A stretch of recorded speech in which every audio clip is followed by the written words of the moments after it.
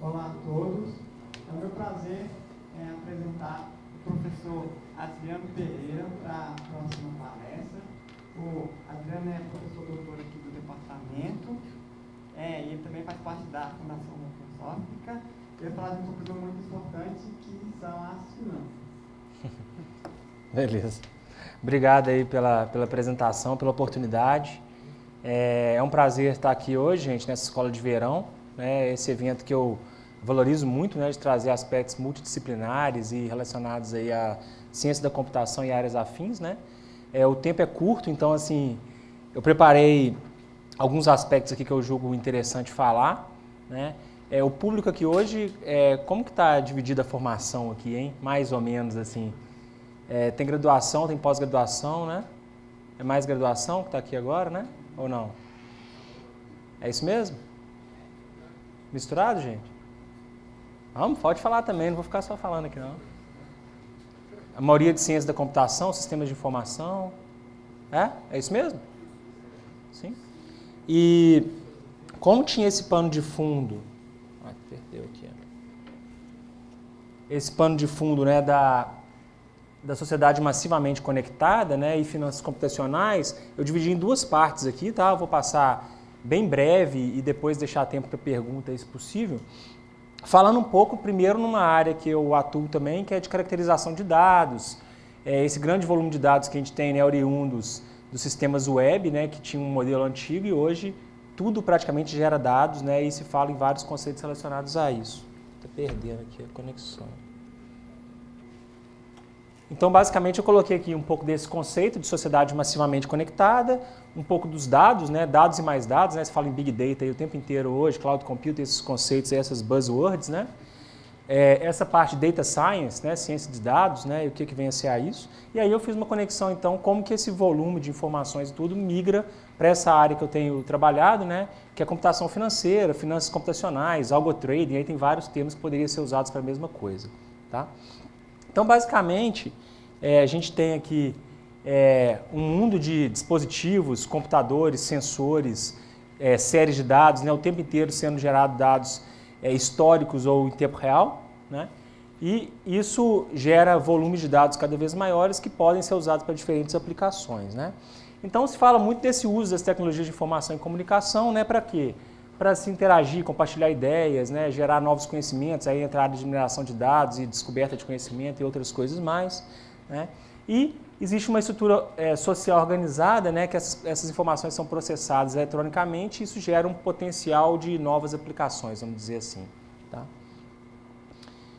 Então, assim, não vou ficar focando demais nos conceitos, passar mais rápido só para essa introdução, mas se fala muito nesse termo de Big Data, né? Cada vez mais zettabytes, né, cada vez mais aumentando, né, o volume de zeros aí no volume de informações que se tem, né. O fato é, o que se faz com isso, né?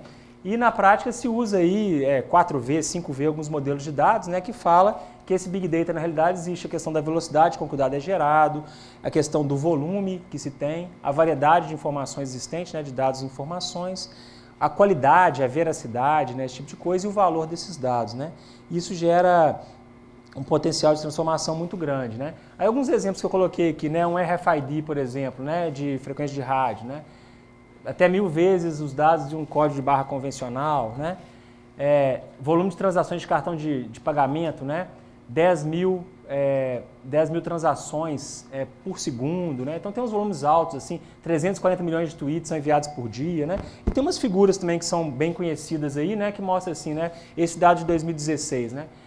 O que acontece na internet em 1 minuto, né? E aí tem várias diferentes formas de mostrar isso, né? Então, 51 mil downloads lá na Apple Store, né? 2,4 buscas, né? Na máquina de busca do Google, 2,78 milhões de views, né, de visualizações no YouTube, e por aí vai, né, 20,8 milhões de mensagens no WhatsApp, né, isso em 60 segundos. Né. Então eles vão brincando com esses números e mostram assim, de que a gente está falando nessa sociedade cada vez, né, com mais dados disponíveis. Né. E aí entra um conceito que eu coloquei aqui nessa parte introdutória também, desse da Data Science, né, da ciência dos dados, né, que também é um novo conceito que ainda está misturado, está evoluindo, mas tem muita relação com a área da computação, né, e outras N áreas aí, né? e é tratado hoje como, né, o cientista de dados que se fala aí, né, como sendo esse profissional do momento, né, e do futuro, né, que requer uma série de expertise, né, então coloquei um pouquinho isso aí, né. A ideia de extrair conhecimentos, né, na realidade os termos surgem, a gente vai ver historicamente já existia algumas coisas, né, relacionadas, mas vão mudando os termos e evoluindo alguns conceitos, né. Então a gente já se fala em extração de dados, em data warehouse, em data mine e outros conceitos há muito tempo, né, mas não no viés, né, e com a, vamos dizer assim, a profundidade do termo de ciência de dados hoje, né. Então, a ideia desses dados é representar algo do mundo real e poder ser modelado e trazer conhecimentos, novas aplicações e tudo mais, né? E o desafio grande é se gerar conhecimento, né?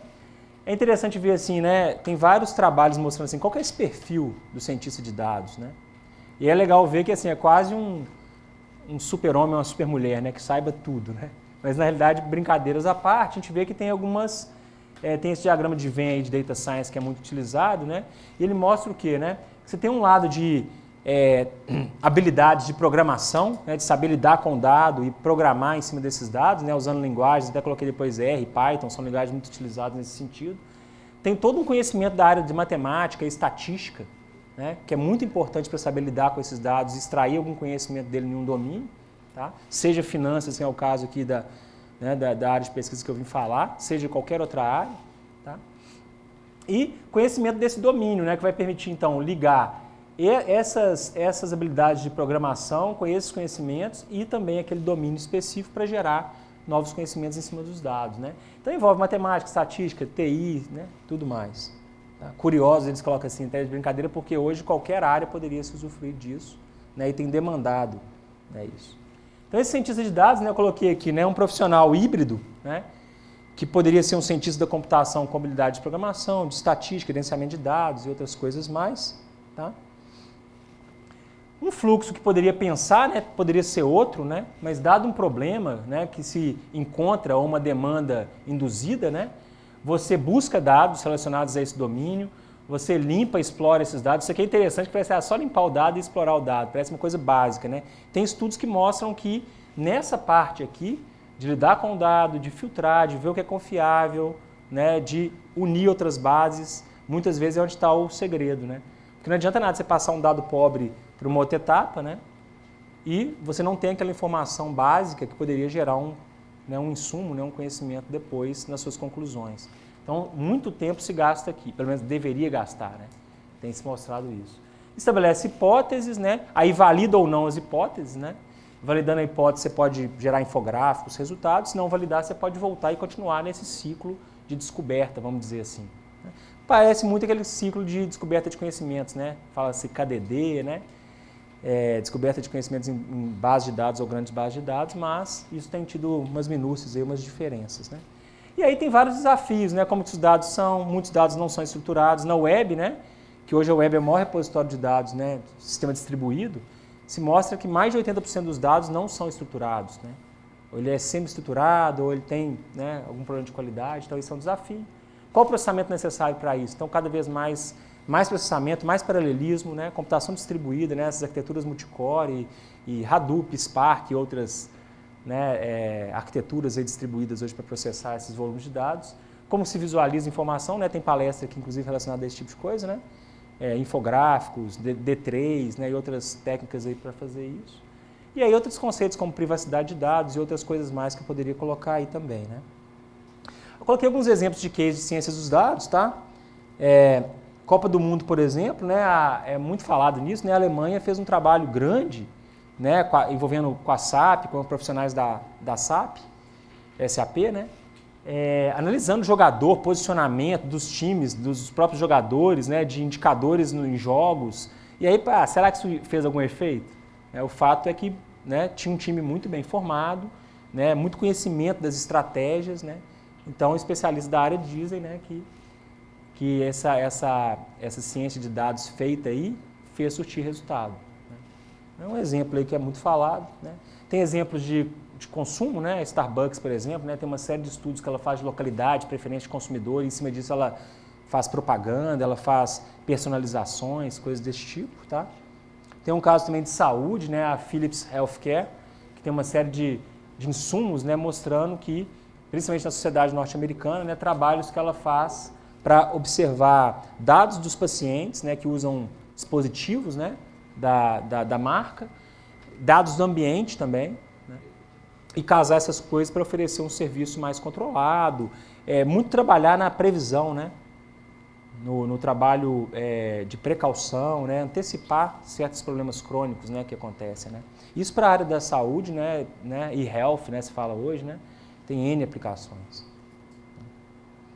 Hotéis também, né, tem exemplos de redes de hotéis que usam informações de clima, informações sobre voos, né, e cancelamentos de voos, horário, né, sazonalidade, várias coisas também para melhorar a ocupação de hotéis, estratégias de preço, né, que fazem na sua rede.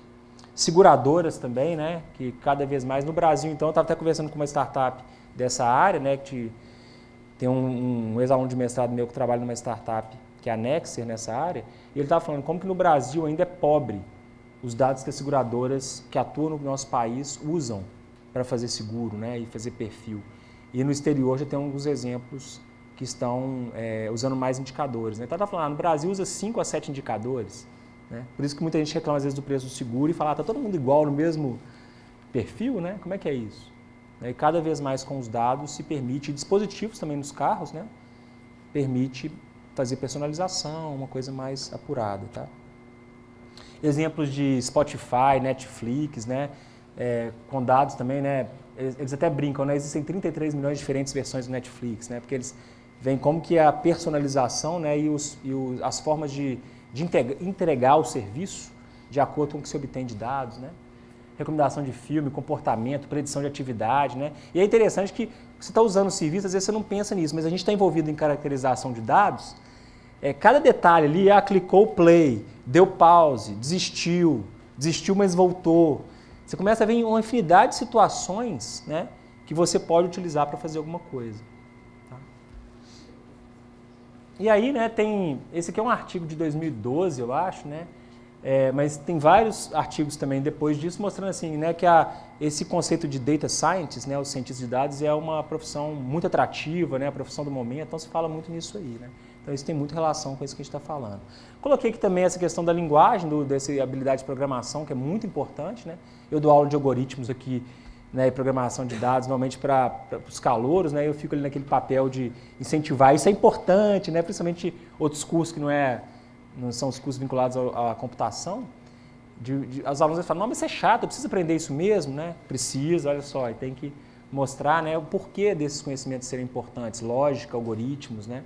Então, no caso de ciência dos dados, né, ciência de dados, cada vez mais linguagens como o R, né, que foi feito para estatística, né, ela tem uma série de vantagens, ela tem sido usada, o Python também tem destaque, né, nessa área aí também, né? Outros conhecimentos muito importantes, essa parte toda de banco de dados, né?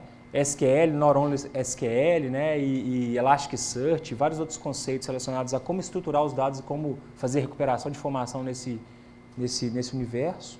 Tá? E aí vem aquela parte que eu estava falando dos dados, né? De limpeza de dados, tratamento de dados. Né? Se falava muito isso no conceito de Data Warehouse, mas isso migra hoje para a área de Data Science, e mostrando que, né, muitas vezes 60, 70, até mais tempo de algum domínio, dependendo do volume de dados, é utilizado modelando, tratando, limpando, cruzando dados, até chegar num modelo adequado. Né? Então, culmina com algoritmos de aprendizagem de máquina, mineração de dados, né? Onde se quer criar cada vez mais modelos que permitam, né, inferir, prever, classificar, agrupar, né? Trabalhar com os dados de forma a obter algum valor, vamos dizer assim, agregar valor para fazer algo. Né? Em finanças, aí, que é o tema que eu vou falar aqui daqui a pouquinho, é assim, em todas as áreas você tem essa importância aí dessa modelagem. Tá?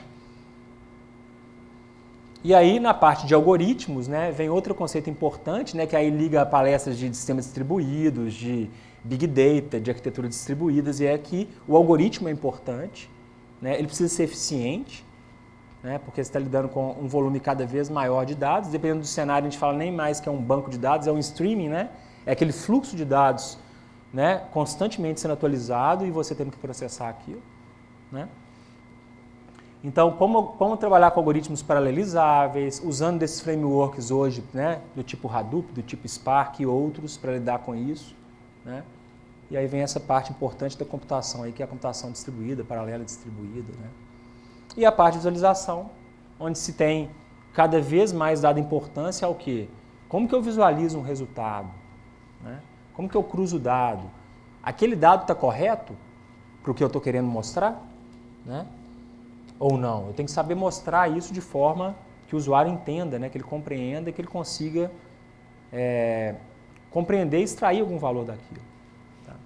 Então, essa parte de visualização também é muito importante.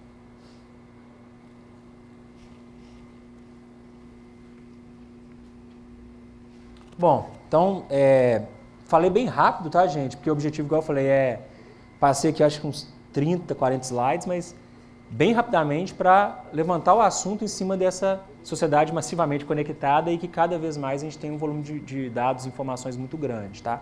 Para entrar um pouco nessa parte de falar de finanças, mercado financeiro e algoritmos para isso aí, né? Que é a área fim que eu queria falar, né? Então, dando uma pausa aqui, alguém quer fazer algum comentário ou já fazer alguma pergunta dessa primeira parte? Gostaria? Se quiser, pode ficar à vontade aí. Sim, não? Ou discorda de alguma coisa que eu falei? Vamos lá, gente, pode participar. A ideia é interagir mesmo. Alguém tem trabalhado, pode falar? Eu queria ressaltar a importância de estudar isso, porque até muita gente conhece a história do supermercado que, analisando os dados, constatou que a maioria das pessoas que compravam fralda para bebê comprava também cerveja. Uhum. Aí eles colocaram a cerveja do lado das fraldas e o impacto nas vendas foi muito grande. Então é muito importante a gente estudar os dados que a gente está coletando, principalmente o mercado, para saber como que vão ser feitas as coisas, como vão ser vendidas, para ser o que tem o melhor resultado. Tem esses casos clássicos, né, como o exemplo que ele trouxe, né, da fralda da cerveja, tinha do filme fotográfico, na época que os pais, né, de recém-nascidos iam comprar o filme fotográfico e comprava também, às vezes, a fralda e o filme, né, e é interessante ver como que esses cruzamentos são ricos, né. Eu trabalhei uma vez com dados de supermercado e tinha coisas interessantes, assim, do tipo, identificar num ticket, né, num ticket médio, num cupom do consumidor, qual item era mais frequente, né? Então, um exemplo lá, tomate, né? Tomate, pensa, tomates? O que é afeta? Mas muitas vezes é um dos itens que mais está presente em cupons fiscais, né? Cupons de mercado. Então, se mexer com o preço do tomate ou faltar um produto daquele, afeta muito o consumidor, né? Então, tem vários especialistas hoje no mercado estudando esse tipo de coisa, né? É perfil de consumo, é a questão de quebra, né? Você vai chegar num lugar, você vai comprar o item A. Se você chegar lá, naquela drogaria, por exemplo, e não tiver o item A, muitas vezes, se aquele é seu objetivo, você vai ficar insatisfeito, em geral, a gente fica insatisfeito e vai embora, né? Agora, se chega lá e tem o item A, que é o seu objetivo, normalmente muitos compram o B, o C e o D e ainda leva a promoção. Então, né, tem vários estudos mostrando isso, né, desse perfil, né, como que você fideliza o cliente, né, como que você garante uma satisfação, né? Então, isso pode ser usado para N coisas. Tem alguém hoje trabalhando como cientista de dados aí, né, ou que está interessado nisso? Não? Alguma outra pergunta? Podemos seguir. Pode falar. Qual que é geralmente a metodologia utilizada para conseguir uma boa fonte de dados para estudo? Boa pergunta, né? A gente lida nesse tipo de coisa na academia, né, aqui na universidade, assim. Hoje, felizmente, cada vez mais tem surgido bases novas disponíveis para pesquisa aplicada, né? Mas há um tempo atrás era muito difícil conseguir uma base significativa e real para lidar com os problemas que a gente usa, né? Então, muitas vezes a gente tinha que fazer coleta em campo, né? E tentar fazer acordos com empresas, né? E hoje, felizmente, está mudando. Então, tem empresas que, vendo essa importância, estão distribuindo dados, né? Anonimiza, né? Faz o trabalho com o dado para manter as regras, né? As políticas de disponibilidade dos dados, né? Disponibilização dos dados. Mas, cada vez mais, a gente observa isso, tá? Então, vou dar um exemplo, né? Uma das minhas pesquisas é nessa área de identificar anomalia, né? Uma anomalia pode ser uma fraude, tá? E na parte de pagamento eletrônico, você não acha na web uma base disponível dessa área, né? Mas, felizmente, tem empresas, né? No caso, a Moip, o UOL PagSeguro, que já existe essa abertura de disponibilizar dados reais, né? Lógico, com acordo, com a NDA, né? A gente assinando termos de confidencialidade para lidar com esse dado real. Então, a pesquisa fica completamente diferente, né? Porque pegando dados sintéticos, né? Dados que não são reais, pode acontecer, e muitas vezes acontece, a falha de aquele dado sintético tem características completamente diferentes de um aspecto, às vezes, do real que muda o problema. Então, hoje, felizmente, a gente consegue em vários problemas, tem vários professores aqui do departamento que trabalham com dados reais, né? E tem essas parcerias, vou chamar assim. E outra coisa legal também são bases disponíveis, repositórios na web, né? De coletas mesmo. Então, exemplo, né? Dados de Twitter, Facebook, né? Instagram e outras aplicações. Hoje é possível coletar, né? A gente tem até projetos aqui de coleta de dados, né? Sistemas distribuídos para coleta de dados e coletar uma série de informações sobre isso.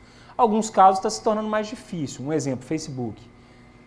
Há uns 4 anos atrás, 5 anos atrás, a gente coletava muita coisa do Facebook, com uma confiabilidade muito grande. Cada vez mais, se está fechando mais a API, né? Os dados que ficavam disponíveis. Por um lado, tem um lado bom de garantir a privacidade de certas coisas, mas por outro também envolve estratégia de negócio da empresa. Fechei uma parceria com a IBM, então a IBM tem acesso a todos os dados, mas eu não vou mais deixar via API buscar tais informações, né? Então, tem casos que cada vez está ficando mais difícil conseguir dados de coleta, mas outros não. Então, vai muito da empresa, da instituição, a estratégia dela, ela vê o valor em divulgar o dado ou não, né? Então, um exemplo disso também, tem empresas que estão disponibilizando o dado exatamente falando, está o dado aqui, ele tem esse modelo, usem, extraiam coisas, né? Concursos, né? Concurso, como é que fala isso? Competições, né? Kaggle, né? Um site, não sei se vocês já ouviram falar no Kaggle, faz muito isso, né? A competição para... Até mercado financeiro, já saiu algumas coisas lá, né? Competição para prever o valor de um ativo do mercado financeiro. Tem uma série de dados aí, né? Com esse modelo, usem aí, procurem, vamos ver quem faz a melhor previsão, né? Há pouco tempo até um professor, né? Que a gente tem uma cooperação, ele participou de uma competição desse tipo de um fundo em Londres, né? Que a ideia era essa, ele colocou dados lá e falou, vamos ver quem vai ficar melhor no ranking aí. Ele deu prêmios mesmo, né? Ele ganhou lá um prêmio, bom prêmio, né? $10 mil, assim, ficou lá em segundo ou terceiro. Fazendo previsão, usando técnicas, né, de previsão para aquele dado ali, né?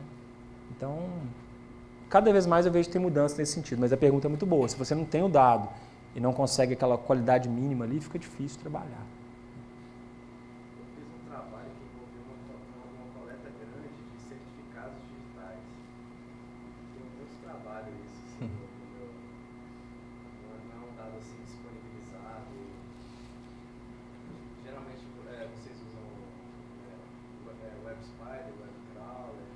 Aí depende do tipo de dado que você está buscando para montar o coletor, né?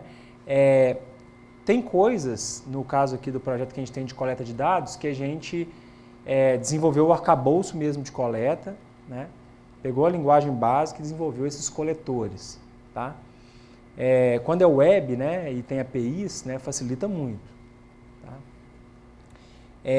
Tem casos específicos, né, que aí, por exemplo, mercado financeiro mesmo, a gente já teve problema do tipo, coletar fóruns, por exemplo, fóruns de mercado financeiro, né, Infomoney, GuiInvest, tudo. Você vai lá, gasta um tempão fazendo o coletor, né, você tem que fazer, muitas vezes, login, né, como se fosse um usuário mesmo que está ali usando o sistema. E aí passa um mês lá que você está com o negócio coletando e eles mudam lá toda a cara do sistema, né, a interface e tudo.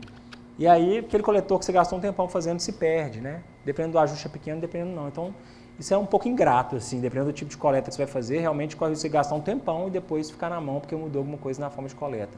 Então, o modelo de APIs, né, que as empresas realmente querem disponibilizar dados, normalmente elas publicam, né, os endpoints ali, né, as especificações, né, das suas APIs e o que se pode fazer, o que se não pode, né? Então, Twitter mesmo, né? A API do Twitter tem esse protocolo, você pode buscar, você tem um limite, né, do volume de tweets, mas é bem significativo, assim, a gente consegue coletar muita coisa do Twitter com o que eles disponibilizam, né? Então, vai muito do cenário. Agora, tem dado, o mais complicado é quando não está na web e nem é uma base assim, né? Então, um exemplo, né? Tem um projeto mesmo que eu queria trabalhar vinculado a planos de saúde, né? E eu não consegui o dado de jeito nenhum. Eu estou tentando já há mais de um ano com uma operadora de plano de saúde conseguir esse dado, né? Se não tiver, não dá para fazer exatamente o que a gente gostaria ali. Então, é um desafio mesmo, tá? Okay. Bom, vou seguir aqui, aí se quiserem depois interromper, perguntar mais, né?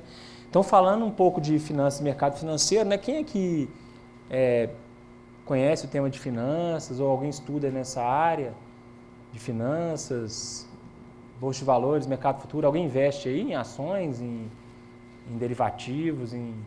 Ninguém? Nem tesouro direto? Não? Renda fixa?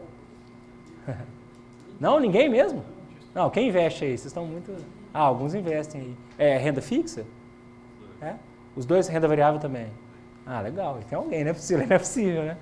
Mas é legal, a gente tem conceitos básicos aqui, tá? Vou passar mais rápido também, mas eu vejo que cada vez mais pensar, né, nesse cenário de mercado financeiro, tem o lado de computação da coisa aqui dos algoritmos, mas tem um lado também de finanças pessoais mesmo e ver como que esse modelo de finanças pode trazer algum benefício, né, em termos dos conceitos básicos que a gente vai ver aqui, né? Então, vou passar rapidamente, depois de alguma dúvida eu esclareço, tá? Bom, quando a gente está falando de finanças, né, daqui a pouco eu chego na parte de computação da coisa, mas a ideia é exatamente poupar, né? Poupar em que sentido? Né? Ter algum recurso que depois ele vai gerar alguma coisa no futuro, né? E se pensa muito em segurança, rentabilidade, valorização, né? Esse plano econômico de desenvolvimento que você vai ter e a questão da liquidez, né? Que é ter disponível aquele recurso quando você precisa, né? Então, nesse conceito...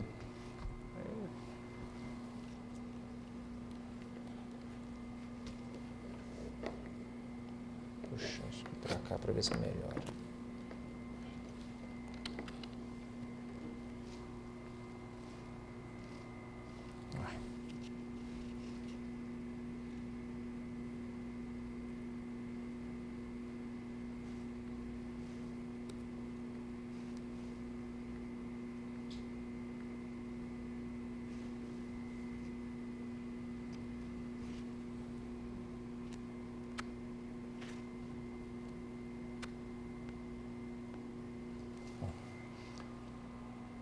Então, em todo investimento, tá, gente, são conceitos importantes aí de serem trabalhados, né? Tem algumas brincadeiras aí, tipo, né, em 98, por exemplo, com uma nota de R$100, né, com um volume desse, você comprava um carrinho mais cheio, né, e aí você vai passando, dependendo da desvalorização que você tem daquele recurso, né, e a perda né, via inflação dos recursos, você pode chegar a um ponto que aquilo não vale nada, né? Às vezes, quando a gente vê umas brincadeiras dessa aí, né? E a ideia do investimento é sempre ter essa poupança para depois, no futuro, usufruir, né? Pelo menos em linhas gerais é isso, né? Sempre que a gente está lidando com isso, o problema em si você está preocupado com o quê? Com o retorno, né? O retorno financeiro, né? Que você tem daquilo, um prazo, né? Que você está disponível, ali, disposto, né? a usar, e uma proteção, uma segurança e risco, vamos dizer assim, tá? E, em geral, maior retorno implica em maior risco, tá? E menor retorno e menor risco, né? Pode falar, não é bem assim, mas na prática, pelo menos na teoria e na prática, é um conceito que a maioria das pessoas, né, defendem. Assim, tá? E aí, nessa linha, né, você pode ter investimentos, né, nessa renda variável ou fixa, num prazo variável ou fixo, com uma emissão, né, vinculada a alguma coisa que é privado ou público. Então, você tem essas características, e em cima disso você tem aí os recursos, né, disponíveis, né?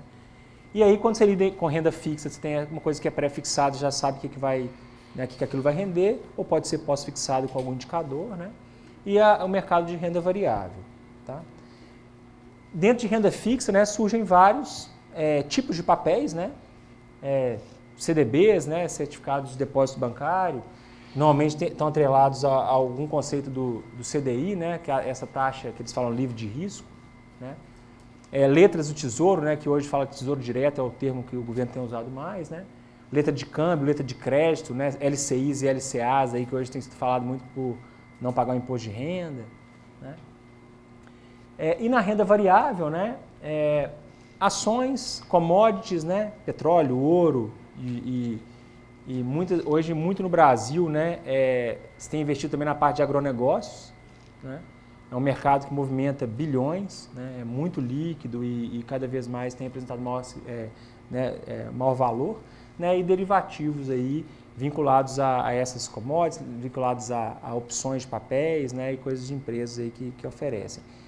E tem umas regras, né, que os especialistas costumam brincar assim, né, como é que se equilibra essa carteira de renda fixa e renda variável, né?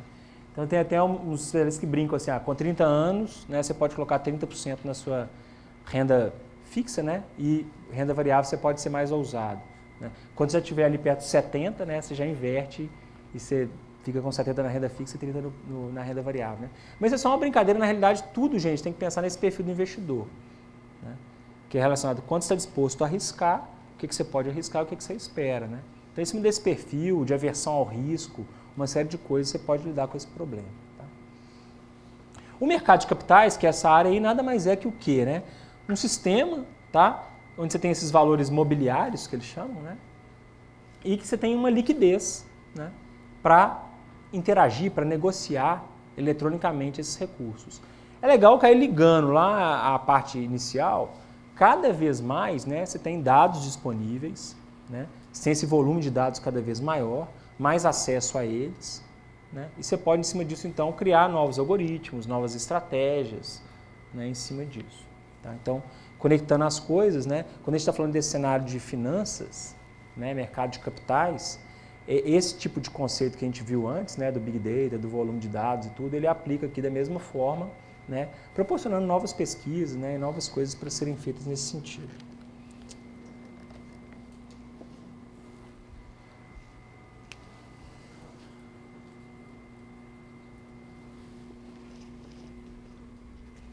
Esse negócio hoje não está muito meu amigo, né?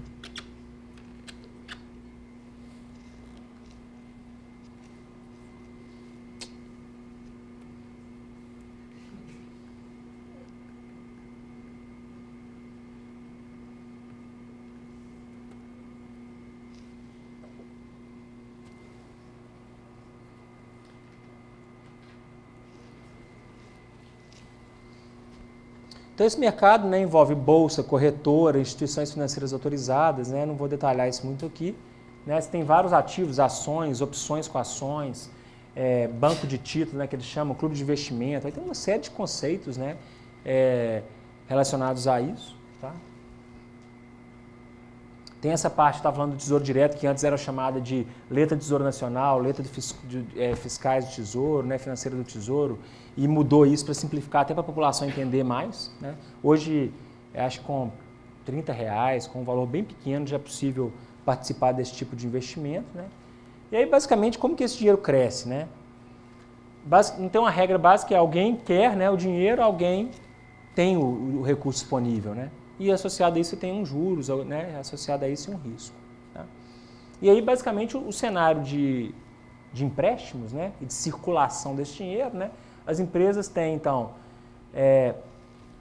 toma dinheiro, né, como se fosse um financiamento, né, ela produz com aquele capital, depois ela gera um recurso, vende, né, e aí paga.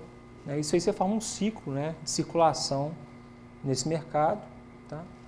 E aí então você toma emprestado com o banco ou acionista, né? Você produz bem ou serviço, você vende o que foi produzido e você paga aquilo ali aos credores e acionistas, né? No caso das ações. Né? É interessante notar, principalmente no caso do nosso país, que existe uma limitação, né, do recurso, você poderia ter empréstimo de terceiro, reinvestimento de lucro, né, da própria empresa e participação de acionistas. Né? Quando se fala mercado financeiro, muitas pessoas ligam à especulação, né? Ganhar dinheiro fácil, né? Esse tipo de coisa.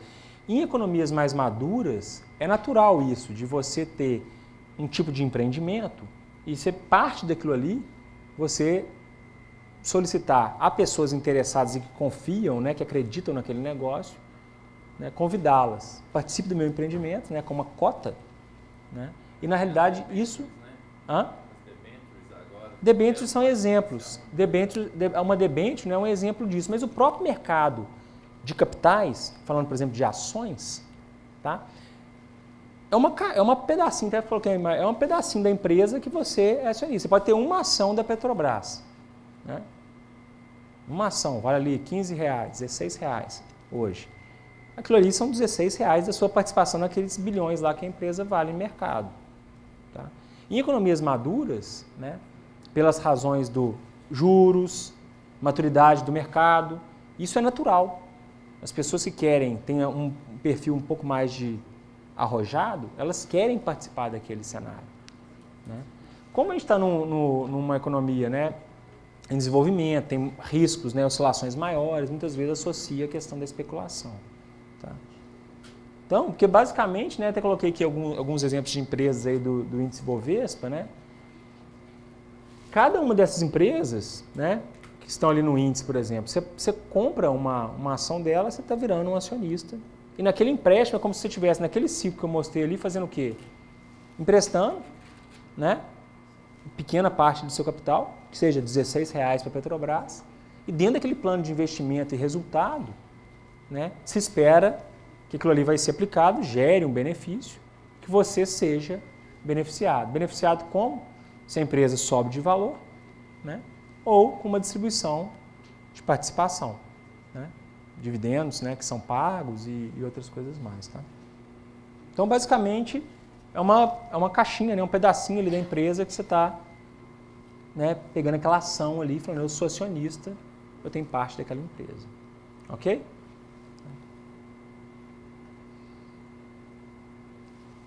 Então, esse título imobiliário que se fala, né, nada mais é que o quê? Né? Essa capacidade de você colocar uma parte da empresa disponível para ser comprada e vendida, né, e ter esse conceito de liquidez no mercado.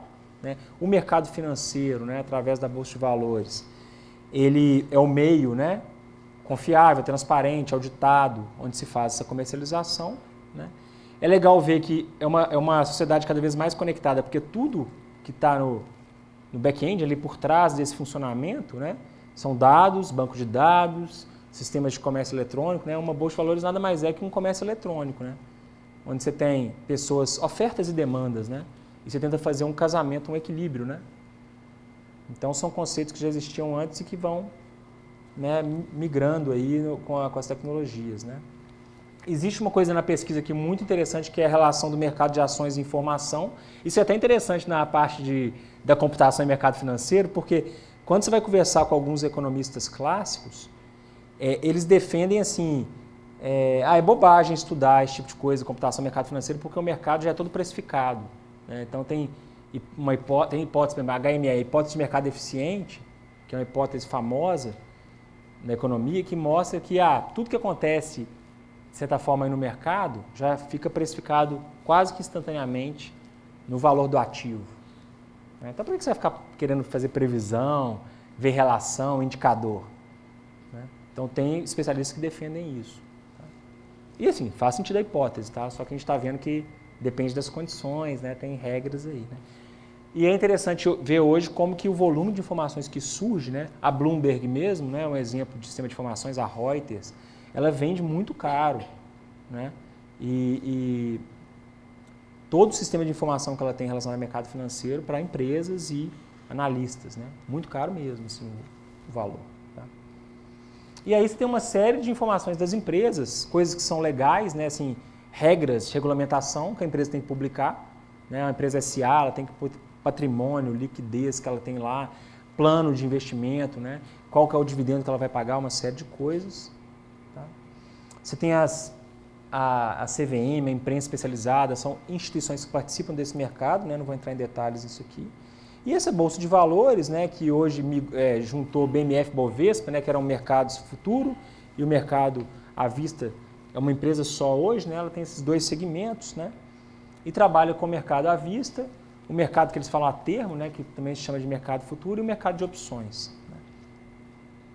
Tem a corretora de valores, né, que ela faz uma série de papéis para você investir na bolsa.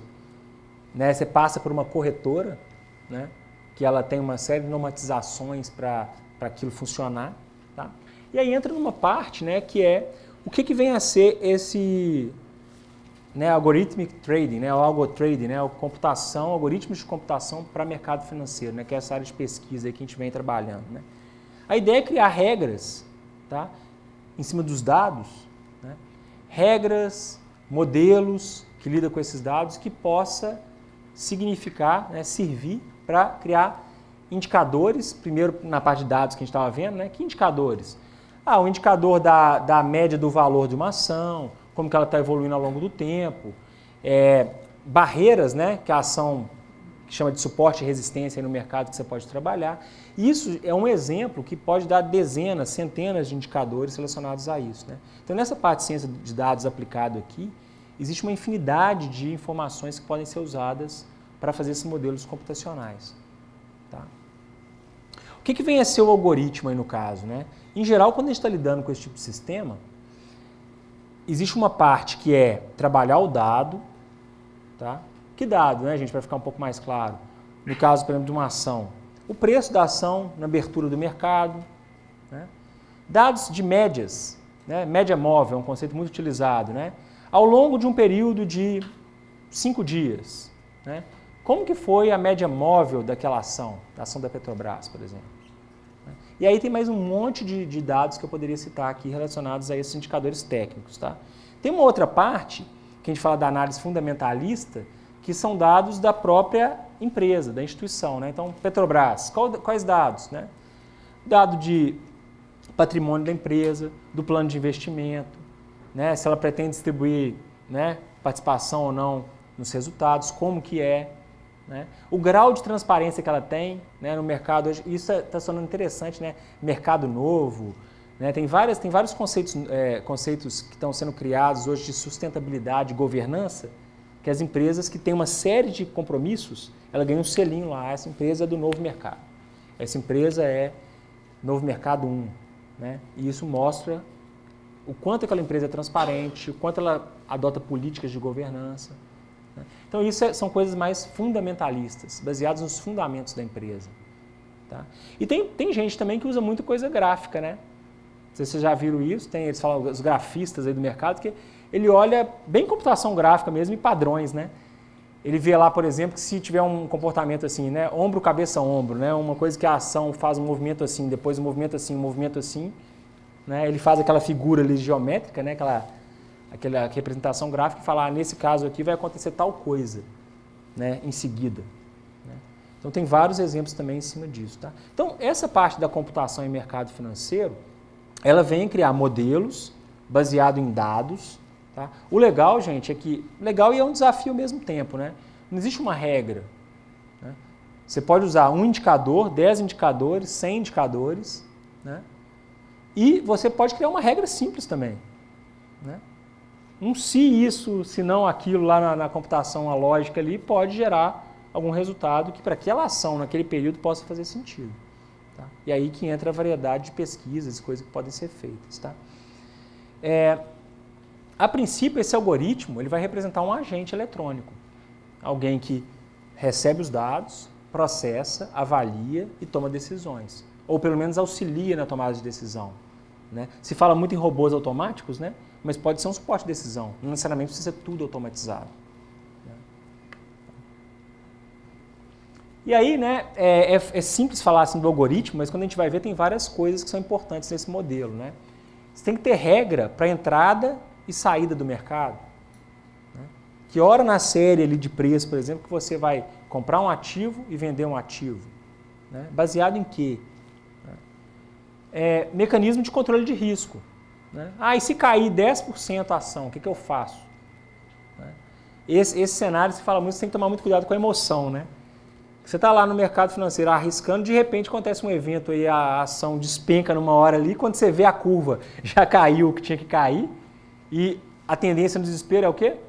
Vende todo mundo, aí sai aquela cascada, todo mundo vendendo, né? Muitas vezes você já está no vale, né? No momento que já perdeu, já precificou aquela perda, e era o momento, era o momento de você esperar, né? E não sair. Então esse racional, emotivo, versus o seu plano como investidor é muito importante. E quem não faz isso normalmente erra, né?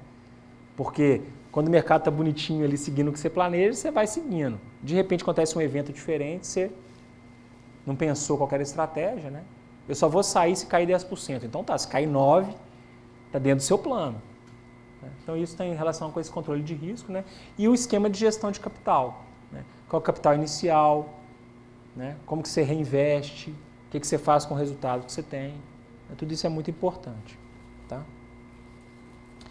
Nessa área, né, tem várias coisas importantes, como o mecanismo de otimização, que é uma área da computação também, né, que tem uma série de aplicações aí. Tá? A precisão do dado que você tem que ter. O dado é real, em que intervalo, como é que eu trato esse dado, senão isso pode gerar erros. Né? Essa velocidade com que as coisas são feitas. Tá? Então, em mercado financeiro, tem gente que trabalha com o que a gente chama de HFT, alta frequência. Então, você lê a cada segundo, você tem dados sendo feitos no mercado. Né? Negociações, vamos falar assim. Tem gente que está lendo cada tique que a gente fala, cada segundo, e operando, né? 10 vezes por minuto, 5 vezes por minuto, muito, muito rápido. Né? E isso é chamado de alta frequência. Tem casos que não. A pessoa compra e média frequência, longa frequência, compra para aposentadoria, né? Faz um plano de investimento, de capital de renda fixa e renda variável, vai trabalhando naquela carteira pensando daqui a 30 anos eu vou aposentar daqui a 30 anos, né? Como é que eu quero trabalhar isso? Né? Ainda mais nesses momentos aí de reforma de previdência, esses temas polêmicos, né? Muita gente tem pensado um pouco nessa questão econômica, né? Finanças, como que eu planejo meu futuro. Né? E aí tem dois desafios grandes aqui nessa área. O primeiro é o que a gente chama de custo. Principalmente no Brasil, lidar com esse tipo de mercado é muito custoso. Né? Se você faz várias operações, né, os custos que a BMF Bovespa cobra, né, custo de emolumentos, custo de corretagem, custo para fazer esses tradings, né, essas negociações, tem que estar muito bem avaliado. Por quê? Tem modelos que funcionam, o algoritmo funciona bonitinho no modelo, com os dados reais, tá, gente? Só que simulando, né, vendo ali como que seria o modelo hipotético. Se você for para o real e colocar isso, né, dependendo de como acontece ali a negociação, né, você pode estar operando, ganhando 10 centavos e pagando R$1. Então tem vários algoritmos bonitos aí que na hora que você vai avaliar no real ele te passa a perna, né, a rasteira, porque o custo é proibitivo. Tá? Então isso é um aspecto. E o outro é a robustez dos modelos. Né? É muito bonito você olhar o modelo lá e falar, olha, está funcionando bonitinho aqui, eu consegui fazer uma simulação e tudo. Se nessa simulação você não tem essa questão da liquidez, né? Não adianta nada você querer comprar se na hora por aquele valor não tem quem te venda. Né? Então essa liquidez, prioridade, né? Quando você está comprando ali eu falei que é um leilão duplo, né? Pessoas de cá querendo comprar, pessoas de cá querendo vender. Né? Tem uma fila e essa fila tem uma prioridade. Né? Eu vi que o valor estava R$16,01. Aí eu coloquei meu algoritmo e falei, coloca lá R$16,01. Só que já tinha 1000 pessoas na frente com R$16,01. Né?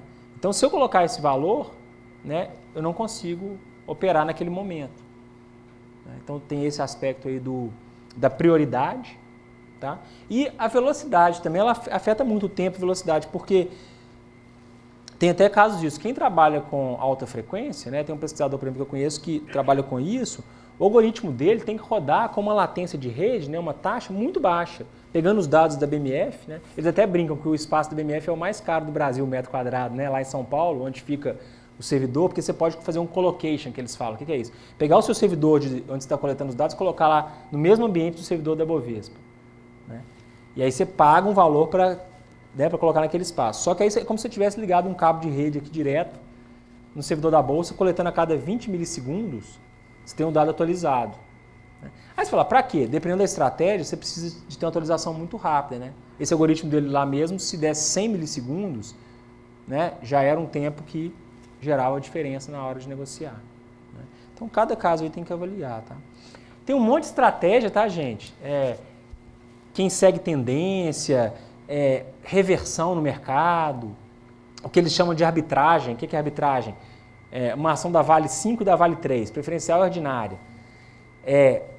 Se as ações, se a empresa é a mesma, se não tem uma mudança que justifique uma ação valorizar mais que a outra, então tem pessoas que trabalham no mercado operando com essas duas ações e fazem arbitragem. O que é isso? A hora que a ação desloca da outra, essa aqui estava 1% mais cara. Ué, por que ficou 2%? Aí, estudando os fundamentos, eles então vou comprar essa aqui que o mercado tende a ajustar. Né? Então tem esse tipo de coisa. Compra uma vendendo a outra da mesma empresa. Exatamente. Fazer esse jogo e ganhar na... Né?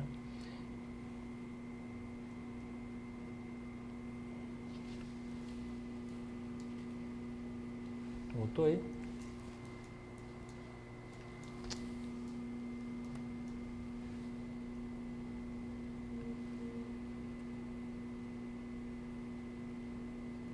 Esse adaptador aqui tá me passando a perna, hein?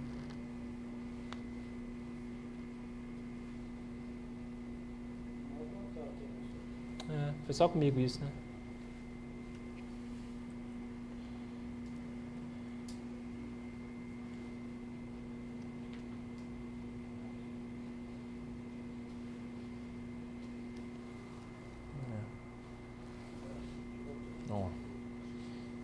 E aí tem vários conceitos, né, de análise técnica, fundamentalista, né, as otimizações, várias coisas da computação que eu poderia tratar aqui, tá? Eu coloquei alguns dados aqui, tá? São dados de uma empresa, até que nasceu aqui no FMG, uma startup, que é a SmartBot, e eles fazem exatamente um ambiente para negociação eletrônica, né? Então eu peguei esses dados aí, são de 2015, né? Mostrando que hoje quem está operando automatizado no Brasil, usando, por exemplo, robôs deles, opera muito no mercado futuro, exatamente por causa do custo. Né? Em mercado futuro, com mini índice, que é o índice Bovespa, contratos do índice Bovespa, contrato de dólar, tá? Agronegócio também, né? Commodity, você consegue custos reduzidos para operar. Então, tem muita gente operando nesse mercado. Tá? A maioria trabalha com o que eles chamam de day trade, que se opera, compra e vende no mesmo dia, né? Para evitar o risco que você tem né? Durante o fechamento de mercado. Tá? A maioria usa indicadores de análise técnica, 71%, tá? Com esses dados que eles tinham. Essa parte de aprendizagem de máquina, inteligência artificial, apesar de ter os modelos e tudo, ainda tem muita desconfiança, né? Deixa um robô operar por mim, né? Então, até coisa mesmo do que se pode e o que não se pode fazer, né? Então, ainda poucos clientes deles têm usado isso, 4%. Né? E aí, finalizando aqui um pouco do que é feito nessa pesquisa, tá? Quem depois interessar, né? Aqui no DCC a gente tem feito uma disciplina, né? Eu tenho lecionado uma disciplina que é exatamente nessa área, né? De computação financeira, com esses conceitos, com detalhes, para fazer um projeto assim, quando a gente fala do início ao fim, né? Então, modelar o dado, trabalhar esse dado, o modelo que você vai trabalhar, como que você caracteriza, então, essa parte de ciência de dados, né? O que você analisa, o que você gera de indicador, o que você compara o dado, como que você trata o dado, né? Então, a caracterização, depois projetar e validar um algoritmo, tá? Para esse cenário. Depois, esse simular. O simular pode ser tanto pegando o dado real e simulando uma estratégia, quanto hoje tem simuladores também de mercado, tem o MetaTrader, né, que é uma ferramenta muito utilizada internacional, que você pode colocar aquele algoritmo para funcionar naquela plataforma, né, com sinais reais e simular como se estivesse no mercado. Né. E quem tem alunos, inclusive, da disciplina que operam mesmo, eles vão lá, criam coisa, até tem um aluno aí que tem os alunos que estão ganhando dinheiro com os robozinhos que eles fazem lá, né, no mercado. Tá? Então, esses são os passos. Assim. É interessante notar como que envolve várias áreas, né, além da computação e dessa parte algorítmica que eu estou falando, né, da modelagem matemática, estatística, essa parte da econofísica, tá, que tem professores do grupo aí que trabalham com isso, administração e finanças, né, poderia aí elencar outras. Né. Nos projetos que a gente tem trabalhado, né, se usa modelos, né, rede neural, esses algoritmos de aprendizado de máquina em geral, né, mineração de dados e aprendizado de máquina. A área de Deep Learning, que hoje cada vez se fala mais, né, da aprendizado de máquina com Deep Learning, pouca coisa foi feito, mas já tem algumas coisas que a gente está fazendo que, né, que podem gerar resultados interessantes. E um outro tipo de pesquisa também ligada à coleta de dados é usar dados mesmo. A gente até construiu um observatório do investimento, né? Eu coloquei até uma figura aqui, observatóriodoinvestimento.com.br, né? Está aberto lá depois quem quiser consultar. A ideia desse portal é coletar dados de notícias da web relacionados aos ativos do índice Bovespa, pega o sinal real também dos dados, né? E mostrar, né, para um usuário analista, um investidor, quem quiser, relações com esses dados, né? Quais notícias estão sendo mais publicadas e compartilhadas no Twitter, por exemplo, que é o caso que a gente coleta lá também. Então tem esse portal aí depois quem quiser acessar. Tá?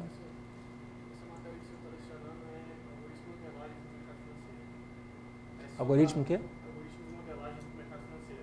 Uhum. Só para pós ou tem para galera? Não, quando eu lecionei ela no semestre passado, é esse que terminou agora.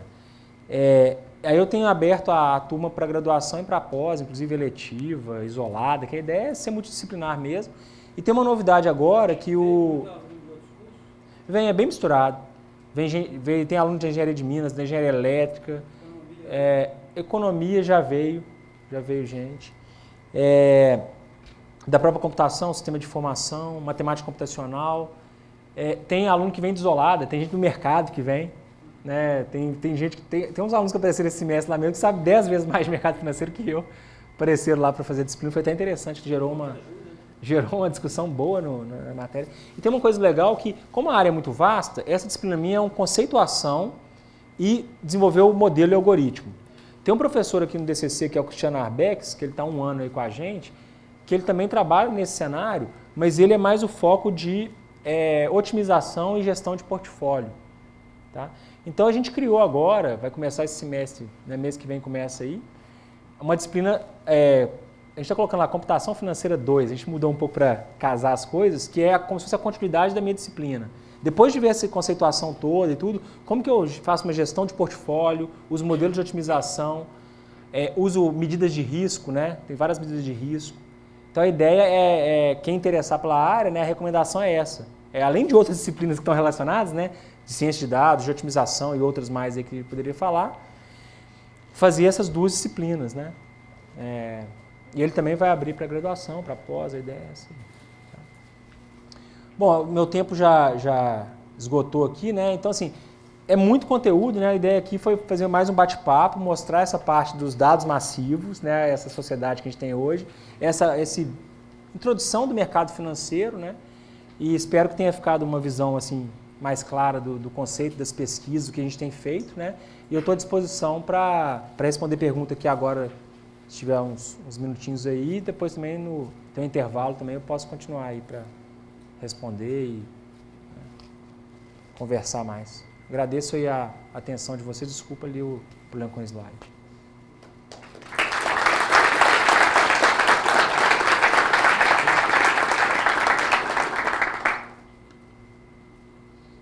Alguma pergunta? Trabalho de pesquisa aí com debêntures? Não. A liquidez ainda é muito baixa, né? Que a debênture é esse título privado, né, que a empresa, grandes empresas, normalmente grandes empresas, né, que tem uma confiabilidade no mercado, lançam, né? E então é a questão da liquidez, né? Ela não é um título que tem muita liquidez. Normalmente ela é colocada num contexto, né, disponível e com um vencimento normalmente longo, né? Tem debêntures de 10 anos, 20 anos. Então, em geral... Uma garantia que a empresa reserva uma parte do patrimônio para quitar aquela... Aí tem a regra, sabe? É muito específico. Então, assim, fazer algo assim dinâmico para avaliar debênture e tudo, em geral o que tem é analistas mesmo que avaliam e falam essa debênture é boa, eu sugiro para tal perfil de cliente, sabe? Precisa analisar o nível de risco delas, Sim. justamente por causa dessas regras que tem. Mas eu nunca vi assim nenhum trabalho nesse sentido, não. Se a gente for olhar, tem coisas mais pontuais, por exemplo, mesmo em renda fixa, né? Quem aí opera com alguma corretora, às vezes abre lá, tem N opções de fundos de renda fixa, né? Você fica perdido ali, eu invisto nesse. Então tem até startups surgindo agora, né? Vendo de acordo com o seu perfil, procurando indicar ativos né? Não é ações não, de renda fixa mesmo, como que você balanceia a carteira, um é o título do Tesouro Direto, o outro é uma renda fixa de um banco, tá? Não tem. Outra pergunta? Existe uma ferramenta ou um conjunto de algoritmos abertos que façam esse tipo de análise do mercado financeiro? É que tem essa parte de desenvolvimento do algoritmo, mas existe uma ferramenta aberta ou algum algoritmo, algo aberto que possa dar um externo? Existem ferramentas, plataformas, ferramentas igual esse MetaTrader, que a ideia é um software, né, com esses recursos de modelar mesmo a ordem de compra, de venda, o cenário do mercado, ler o sinal, né, financeiro. E ali você poder programar mesmo, montar o seu algoritmo numa linguagem, por exemplo, o MetaTrader mesmo tem uma linguagem que parece com C++, que chama MQL5, por exemplo. É uma linguagem para você programar orientado a eventos para fazer esses algoritmos, né? E existem algumas plataformas hoje também, por exemplo, tem umas plataformas na web internacionais, né? Você produz um algoritmo, aí você pode julgar ele lá, fazer como se na nuvem, né? Você coloca ele lá, faz um upload do seu algoritmo e ele vai operar com dados lá do mercado, de algum mercado. Tem competições, coisas assim. Se o seu algoritmo, por exemplo, se der bem, tem fundos que eles, como se fosse um app, né? Se o algoritmo vira um aplicativo ali, que ele dando certo, a empresa coloca inclusive dinheiro real, por exemplo, para o seu algoritmo operar, sabe? Tem umas coisas assim surgindo, como se fosse um cenário de aplicativos e algoritmos, né? Mas coisa bem nova assim ainda, sabe? E tem outras coisas também que eu estava até pesquisando recente, bibliotecas para simulação, né? Então em Python mesmo, né? Py, né? PY algo, que é uma bibliotecazinha, com diretivas para programação de algoritmos, né? Então tem umas coisas assim. Tá? Bom, gente, espero que vocês tenham gostado, tá? Vou passar aí para o intervalo e aí eu estou à disposição aí também para conversar mais, quem tiver interesse. Tá? Muito obrigado aí pela oportunidade.